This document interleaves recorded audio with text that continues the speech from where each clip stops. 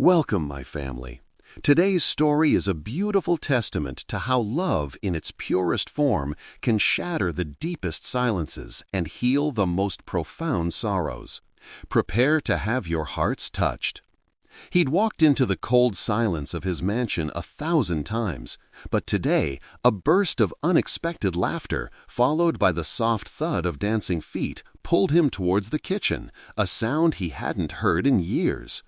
Arthur Sterling, a man whose empire was built on steel and silence, moved through his opulent yet hollow mansion like a ghost.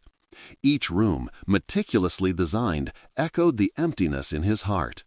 His world had shrunk to boardrooms and the hushed, sterile care of his two sons, Leo and Finn, who lived in a world of profound quiet since a childhood illness stole their hearing. Arthur saw their silence as a mirror to his own grief, a constant reminder of the vibrant wife he'd lost. He spent his days accumulating more wealth, a futile attempt to fill the void, his shoulders perpetually slumped under an unseen weight. Meanwhile, across town, Ilara hummed a forgotten tune as she meticulously ironed a crisp uniform.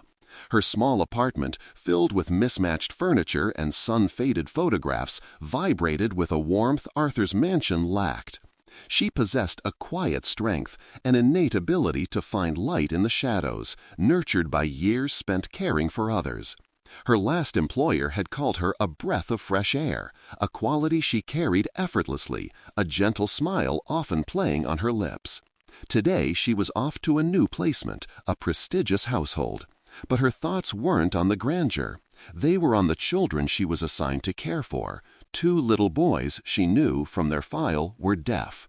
She wondered what kind of world they lived in, what sounds they imagined, what joys they had perhaps forgotten. As she tied her hair back, a sense of quiet anticipation settled over her, a hopeful energy contrasting sharply with the somber mansion awaiting her arrival. Weeks blurred into a quiet routine in the Sterling mansion. Ilara introduced herself to Leo and Finn not with words, but with gentle gestures and a radiant smile that seemed to bypass their ears entirely, landing directly in their young hearts. She learned their rhythms, their favorite quiet games, and the subtle nuances of their expressions. She observed their father, a distant figure, always preoccupied, always shadowed by an invisible grief. Today, however, was different. The twins had been particularly restless, their usual afternoon activities failing to spark their usual engagement. Ilara, seeking a way to lift their spirits, had a sudden whimsical idea. With a mischievous grin, she put on some lively instrumental music, a vibrant, rhythmic piece she remembered from her own childhood. She started to sway, exaggerating her movements, feeling the beat in her own body. Leo, ever observant, tilted his head, his eyes widening. Finn, initially hesitant, watched his brother, then slowly, tentatively mirrored Ilara's movements. Soon, the kitchen, usually a sterile space of polite quiet, was transformed. Ilara, her uniform slightly askew, spun and twirled, her laughter bright and uninhibited. Leo giggled, his small hands clapping silently to the unheard beat, his body a whirlwind of joyous motion. Finn, the quieter of the two, found his own rhythm, a soft, graceful dance, his eyes alight with a light Arthur hadn't seen in years. They weren't just moving, they were feeling the music, transmitting its joy through Ilara's vibrant energy. Then the swinging kitchen door creaked open. Arthur stood there, frozen, a briefcase still clutched in his hand. The scene before him hit him like a physical blow. His sons, his deaf twins, were dancing. Not just moving, but truly dancing, their faces alight with an unbridled happiness he'd believed was lost forever. Ilara, catching his stunned gaze, faltered for a second, then offered a small, apologetic smile, her cheeks flushed. The music played on, filling the space with its unheard melody. But in Arthur's ears it was the sound of his children's silent laughter that resonated, a sound both profoundly shocking and utterly beautiful. What a moment, right? That unexpected spark can truly change everything. Share your thoughts on this pivotal scene in the comments below. Arthur, recovering from his shock, felt a familiar tightness in his chest, a strange cocktail of anger, confusion, and a terrifying flicker of hope he wasn't ready to acknowledge. He cleared his throat, a harsh sound in the vibrant space. Ilara, sensing the shift in atmosphere, gently guided the twins to a stop, their innocent, joyful faces still flushed from their dance. She offered Arthur a polite, almost deferential nod, her earlier effervescence carefully tucked away. "Mr. Sterling," she murmured, her voice soft. Arthur, however, didn't respond directly to her. His gaze was fixed on Leo and Finn, a complex storm brewing in his eyes.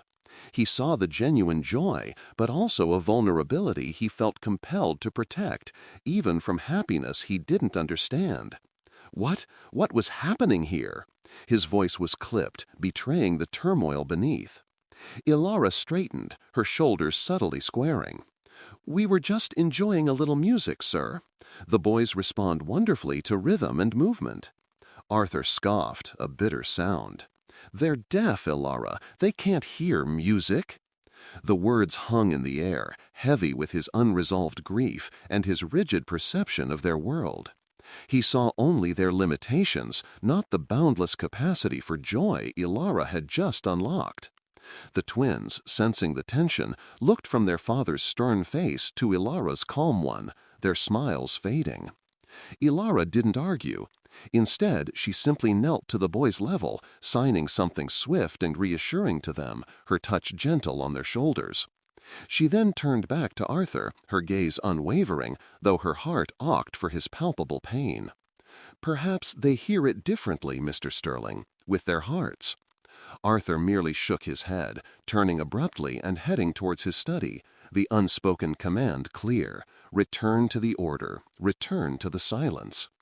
He needed to process this unsettling intrusion of joy, to find a logical explanation for the emotional earthquake that had just rattled his carefully constructed world.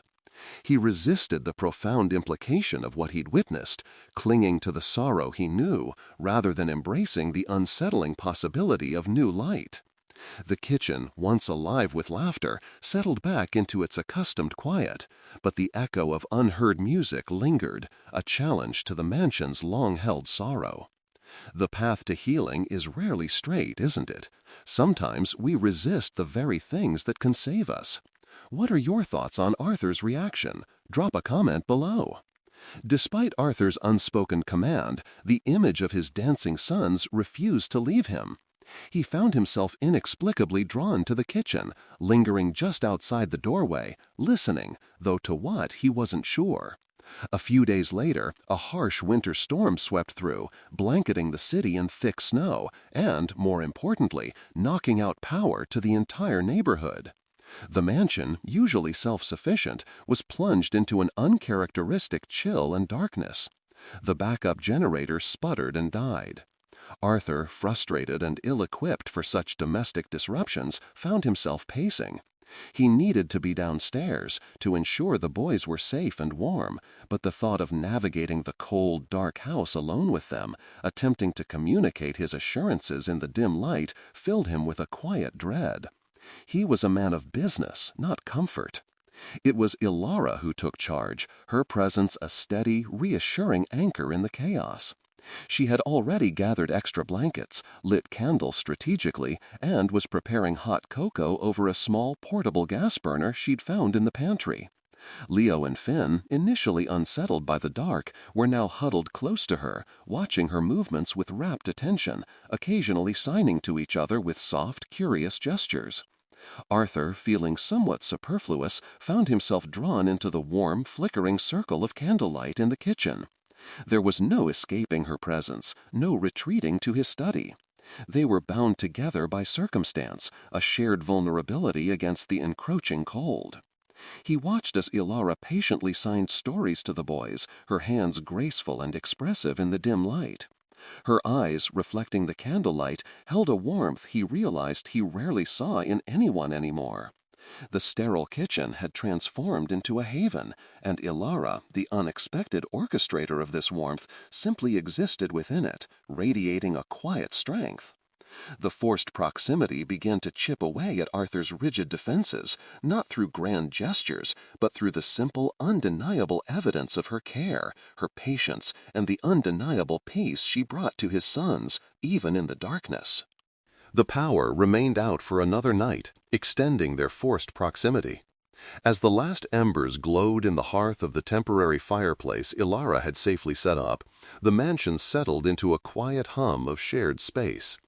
The boys were asleep in their improvised nest of blankets nearby, their breathing soft and even.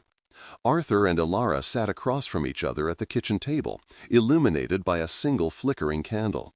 The usual professional distance between them had thinned, replaced by a fragile, unspoken truce.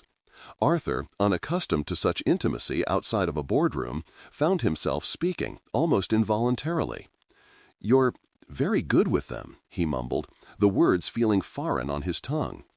Ilara simply nodded, a soft smile gracing her lips. "They're wonderful boys, Mr. Sterling, full of light." The quiet stretched, then Arthur continued, his voice softer now, tinged with a raw vulnerability. "Their mother, she loved music, played the piano, sang, always filled the house with sound." He paused, his gaze distant, lost in a memory. After she passed, and then the boys, when their hearing went, it felt like the silence became absolute, a monument to everything we'd lost." A heavy sigh escaped him, laden with years of unspoken grief. I couldn't bear to hear music anymore. It just amplified the quiet, the memories." Ilara listened, her posture open and empathetic. She didn't offer platitudes. Instead, she gently placed her hand on the table, pushing a small, worn wooden bird figurine towards him. "My sister," she signed, her fingers moving gracefully in the candlelight, then spoke softly. "She loved birds, said they carried wishes on their wings. She taught me to sign before she was taken by the fever." Her eyes held a deep, lingering sorrow, a quiet understanding that transcended words. "The world felt silent to me then, too. But the boys, they showed me that silence isn't always empty. Sometimes it's just waiting for a new kind of song." The simple, shared vulnerability of their stories, both marked by profound loss and a world suddenly stripped of sound, created a fragile bridge between them. Arthur looked at the small wooden bird, then at Ilara's face, seeing not just a maid, but a kindred spirit, someone who understood the weight of a silent world. The mystery of his guarded heart began to unravel, not shattered, but gently, tenderly opened by the unexpected honesty of a shared wound. The past often holds the key to the present, doesn't it? Learning about Ilara's own experience with silence and loss, and Arthur's buried grief, changes everything. How do you feel about this revelation? Share your thoughts below. With the power restored and the storm cleared, a different kind of warmth lingered in the mansion. The shared vulnerability of the dark night had peeled back layers of reserve, revealing the raw humanity beneath Arthur's polished exterior and Ilara's quiet composure. The following days saw subtle yet profound shifts. Arthur started lingering in the kitchen, not just in the dark, but in the daylight too, observing Ilara with his sons. He saw her patience, her inventive games that relied on touch and sight, her boundless energy. He found himself asking questions about the boy's day, not just out of obligation, but out of genuine curiosity. One afternoon, he walked in to find Ilara teaching Leo and Finn how to paint with water on a slate, creating fleeting, beautiful images. They didn't see him enter. Their focus was entirely on Ilara's gentle guidance. A small smile touched Arthur's lips, a rare, genuine smile that softened the harsh lines of his face. Later that day, he sought out Ilara, finding her quietly reading in the sunlit conservatory. He sat down, not in his usual commanding armchair, but on the edge of the ottoman opposite her. "Ilara," he began, his voice surprisingly gentle, "thank you for everything, for bringing that joy back to them." He gestured vaguely towards the garden, where the boys were now playing, their movements freer, more expressive than he'd ever seen. I thought that part of them was gone forever." Ilara looked up, her gaze steady and kind. "Joy always finds a way, Mr. Sterling. It just needs a little invitation." She then signed something, slowly, deliberately, a phrase she'd often used with the boys. It means, "You are not alone." Arthur watched her hands, then her eyes, and a profound sense of peace, unfamiliar yet deeply welcome, settled over him. For the first time in years, he felt a shared sense of guardianship, a partnership in the raising of his sons that lessened the crushing weight he'd carried. A fragile but real bond had formed between them, woven from shared sorrow, mutual respect, and the undeniable light Ilara had brought back into his family's life. The mansion, once a cold monument to loss, now held the promise of healing. That moment of shared vulnerability and mutual gratitude truly solidifies their bond, doesn't it? It feels like healing is truly possible. How do you feel about this developing connection? Let me know. The newfound peace in the Sterling mansion was a fragile thing, and like all delicate structures, it was susceptible to external forces. Arthur had begun spending more time at home, even taking his meals with the boys and Ilara, engaging in silent conversations, occasionally even attempting a hesitant sign. It felt like a family, a word he hadn't dared to utter in years. One crisp autumn evening, during one such shared dinner, a distant relative, Martha, unexpectedly arrived, unannounced and brimming with judgmental scrutiny. She was a woman who valued tradition, appearances, and a strict social hierarchy.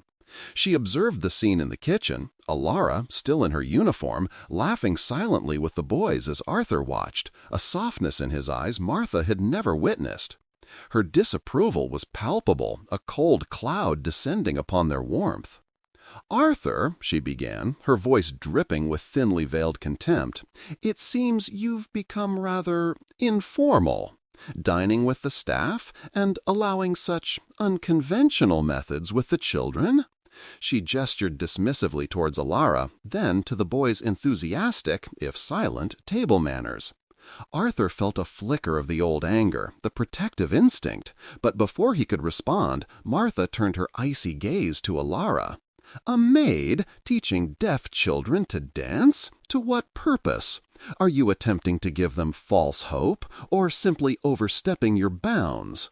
The words, sharp and cruel, hung in the air, severing the delicate thread of connection. Ilara's smile faltered, her shoulders tensing. She looked at Arthur, expecting perhaps his defense, a reaffirmation of their nascent bond. But Arthur, caught off guard, hesitated. The years of societal conditioning, the fear of judgment, the ingrained need for control, they all crashed down upon him. He saw Martha sneer, felt the weight of her implied criticism of his choices, and a cold fear gripped him, the fear of appearing weak, of stepping too far outside his rigid world. He cleared his throat, avoiding Ilara's gaze, his voice stiff. "Martha, please, this isn't the time." But the words were weak, a deflection, not a defense. They were enough. Ilara understood.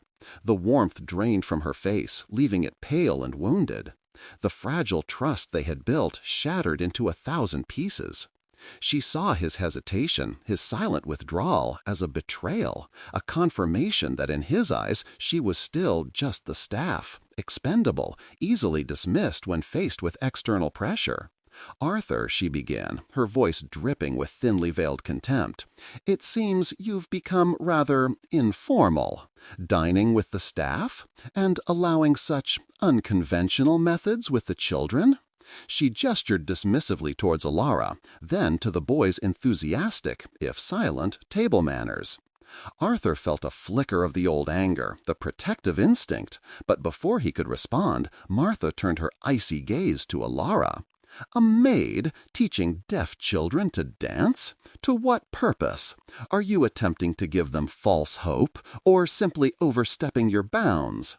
The words, sharp and cruel, hung in the air, severing the delicate thread of connection. Ilara's smile faltered, her shoulders tensing. She looked at Arthur, expecting perhaps his defense, a reaffirmation of their nascent bond. But Arthur, caught off guard, hesitated. The years of societal conditioning, the fear of judgment, the ingrained need for control, they all crashed down upon him.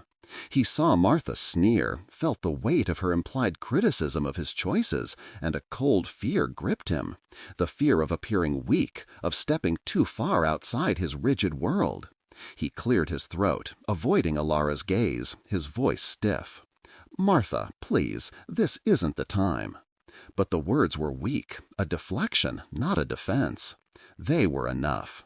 Alara understood. The warmth drained from her face, leaving it pale and wounded. The fragile trust they had built shattered into 1,000 pieces.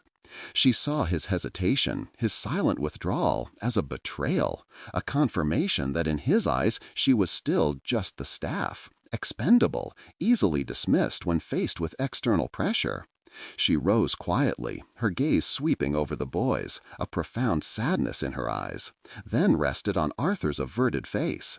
Without a word, she excused herself, the quiet swish of her uniform as she left the room feeling louder than any shouted argument. The joyous atmosphere of moments before lay in ruins, replaced by a bitter, echoing silence that felt far colder than before. Both Arthur and Alara were left with the searing sting of misunderstanding, a connection seemingly destroyed, and the crushing weight of questioning if their bond had ever truly been worthy of existing. Oh, that's a tough one, isn't it? The outside world crashing in and shattering something beautiful. What are your immediate thoughts on this heartbreaking turn? Let me know in the comments. The aftermath of Martha's visit left the mansion colder than the winter outside. Alara, her heart a raw wound, retreated into herself. She continued her duties with the twins, her movements precise and professional, but the light had gone from her eyes. She no longer hummed, no longer danced, no longer sought out Arthur's hesitant presence. The boys, sensitive to the shift, looked at her with confused, sorrowful eyes, often trying to sign questions she would gently deflect.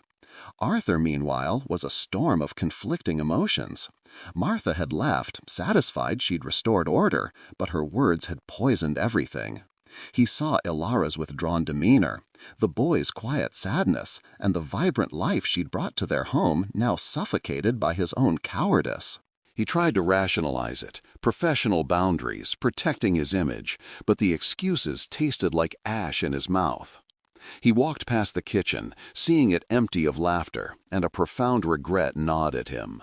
He knew he had a choice: succumb to the pride and fear that had dictated his life for so long, or finally embrace the vulnerability and truth Alara had shown him was possible. One evening, unable to bear the oppressive quiet any longer, Arthur found himself standing outside Alara's door, his hand hovering over the wood. His heart pounded. What could he say? How could he mend a wound his own weakness had inflicted? He took a deep, shuddering breath. The memories of his sons dancing, Alara's kind eyes, and her whispered words, "You are not alone," echoing in his mind. Across the hall, Alara sat by her window, looking out at the vast, silent estate, clutching the small wooden bird figurine he had once shared with her. Tears pricked her eyes as she remembered the warmth, the fleeting sense of belonging. She knew she couldn't stay in a place where her worth was conditional, where the love she offered could be so easily dismissed. She had started packing her meager belongings, a knot of sorrow tightening in her chest. But as she packed, a flicker of defiance sparked within her. She thought of Leo and Finn, their innocent joy, and the love she felt for them. Was walking away the only answer? Or was there a part of her that, despite the pain, still hoped for the connection that had briefly blossomed? Just as she was about to make a final, resolute decision, a soft, hesitant knock sounded at her door. The sound was barely audible, but in the profound silence of her room, it vibrated through her, a stark interruption to her grief. Arthur stood there, his face etched with genuine remorse, a vulnerability she had never seen so nakedly displayed. His choice was made. Now Alara had to make hers. The weight of their choices hangs heavy in the air, doesn't it? Will Alara open the door to Arthur's plea, or has the damage been too great? This internal struggle is so intense. What do you think will happen next? Share your predictions below. Alara slowly opened the door, her heart a tangled knot of hope and hurt. Arthur stood before her, not the stoic billionaire, but a man humbled, stripped bare of pretense. He held out his hand, not with an imperious gesture, but with an open palm, offering something small and intricately carved. It was another wooden bird, almost identical to the one Ilara cherished, but this one was larger, a parent bird. His voice was soft, barely a whisper, thick with emotion. "Ilara," he began, his gaze meeting hers, "I was a coward. I let fear and pride silence what I knew was true, what you brought into our lives. You opened our hearts. You gave my sons their laughter back. You gave me hope. I was wrong to let anyone diminish that, to diminish you." He took a hesitant step closer, his eyes pleading. "Please, don't go. We need you. I need you. Not as staff, Ilara, but as part of our family. The light, the music we never knew we could hear." Ilara looked from the wooden bird in his hand to his earnest, vulnerable face. She saw not just words, but the profound shift in his demeanor, the genuine pain in his eyes. Her own heart, so recently shattered, began to mend, a fragile warmth spreading through her chest. The pain of the betrayal was still there, a dull ache, but it was being eclipsed by the undeniable sincerity of his confession, the courage it must have taken for a man like Arthur Sterling to lay himself so bare. She took the wooden bird from his hand, her fingers brushing his, and a silent understanding passed between them. It wasn't about erasing the hurt, but about choosing to build something new, stronger, from the pieces. Later that week, Martha returned, expecting to find the old order restored. Instead, she found the kitchen alive with sound, not music, but the joyful rhythmic clapping of Leo and Finn, once again radiant, led them in a silent, expressive dance. Arthur was there too, no longer a distant observer, but participating, clumsily, awkwardly, yet with a genuine smile that reached his eyes. He didn't just watch, he joined. When Martha, aghast, started to speak, Arthur turned to her, his posture firm, his voice clear and unwavering. "Martha," he said, taking Ilara's hand in a quiet, deliberate gesture that spoke volumes, "this is our family. And in this house, we choose joy. We choose love. We choose to hear music in every way possible." The echo of the silent dance that had first shocked him now resonated as the foundation of their renewed family. Ilara, Leo, and Finn looked at Arthur, then at each other, their faces alight with a rediscovered hope. The mansion, once cold and silent, now vibrated with a different kind of symphony. A symphony of love found, forgiveness given, and a family finally, truly reborn. The unexpected love had not only saved Arthur's sons, but had at last redeemed him, filling his life with a melody he'd thought was forever lost. What a journey, my friends! From sorrow and silence to a powerful symphony of unexpected love and redemption. What part of this story resonated most with you? How do you think Arthur's life will change now, embracing joy and vulnerability? Share your thoughts and feelings in the comments below. If you enjoyed this story, please give it a thumbs up and subscribe for more emotional tales.